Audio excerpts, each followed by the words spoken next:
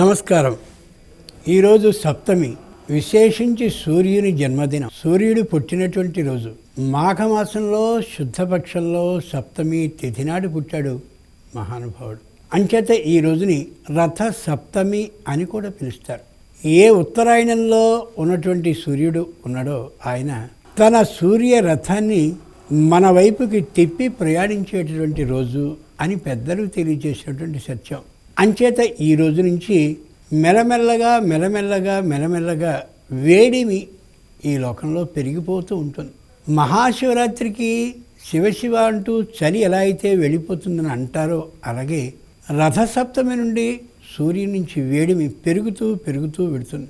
ఈ పెంపుదల పూర్తిగా చలిని తరిమి కొట్టేటటువంటిది శివరాత్రి నాడు అని లెక్కలు చెప్పేటటువంటి మాట. ఈ రోజున ఏం చేయాలి? సూర్యుడు ఉదయించడానికి పూర్వమే 7 రేగిపళ్ళని 7 జిల్లేడాకుల్ని తీసుకోవాలి. అర్క అనేటటువంటి పేరు సూర్యునికి ఉంది. అర్క ఆ సూర్యుని పేరే కలిగినటువంటి పత్రం ఆకేది అంటే జిల్లేడాకు. అర్క అంటే ఆ సూర్యునికి పేరు సంబంధించినటువంటి ఫలం పండు ఏది అంటే రేగిపండు. ఆ రేగిపండు సూర్యుని పరిమాణంలో అంటే గుండ్రనైనటువంటి ఆకారంలో ఉంటుంది. సూర్యుని రంగుతో పోలి ఉంటుంది, ఎరుపు రంగుతో. ఆ సూర్యునిలో అమోఘమైనటువంటి ఎన్ని ఉంటాయో అన్నీ కూడా ఈ రేగిపండులో ఉండే గుజ్జులో కూడా ఉంటాయి.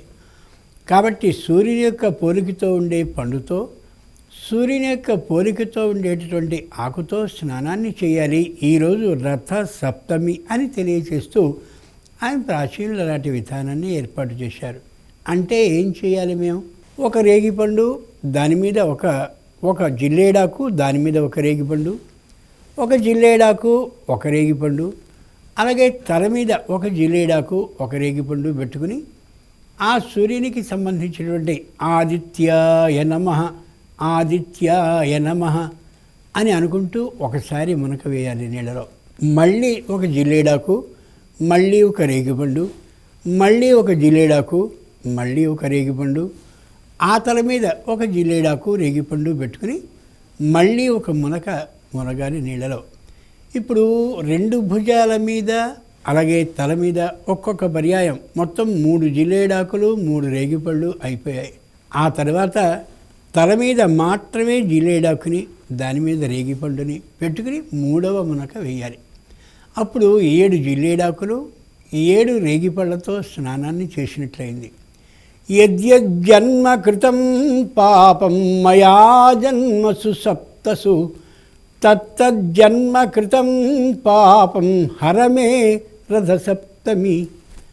ఓ రథసప్తమి, ఇంతకు వెనుక నేను 7 జన్మల్లో పాపాలని చేశానో 1, 2, 3 ఆ 3 జన్మల పాపాలని మొదట మనకలో, రెండవసారి మళ్ళీ 3 ఈ జిల్లేడాకుల్ని రేగిపళ్ళని పెట్టుకున్న కారణంగా మరొక 3 జన్మల్లో వెనుక జన్మల్లో చేసిన పాపం ఆ మునక వలన ఇప్పుడు చేసినటువంటి ఈ ఒక జిల్లేడాకు ఒక రేగిపండు పెట్టుకున్న కారణంగా వెనుకదైన 7వ జన్మలో చేసిన పాపము తొలగించవలసిందిగా ప్రార్థిస్తున్నాను. రథసప్తమి ధ్యానాన్ని చేస్తూ స్నానం చేయడం. ఈ రోజంతా మననం చేసుకుంటూ ఉండవలసిన మంత్రం ఆదిత్యాయ నమః అని. అదితి యొక్క పుత్రుడైన సూర్యభగవానుడా నీకు నమస్కారం అని.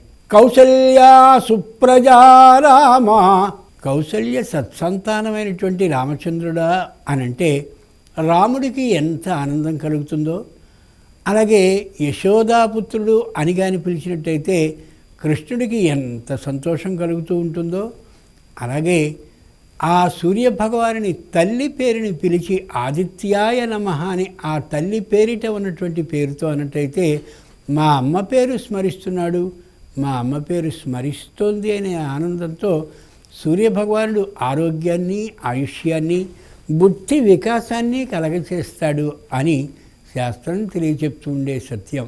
కాబట్టి రథసప్తమి రోజున ఆదిత్యాయ నమః, ఆదిత్యాయ నమః, ఆదిత్యాయ నమః అని అలా స్నానాన్ని చేసిన తర్వాత మంత్రాన్ని మననం చేసుకోవాలి. స్నానం చేసే సమయంలో కూడా ఈ మంత్రాన్ని మననం చేసుకోవడం విశేషమైనటువంటి లాభాన్ని, శుభాన్ని, ఫలితాన్ని అందజేస్తుంది. కాబట్టి రోజంతా మననం చేసుకుంటూ ఉండవలసినటువంటి మంత్రం ఆదిత్యాయ నమః, ఆదిత్యాయ నమః అని. స్వస్తి.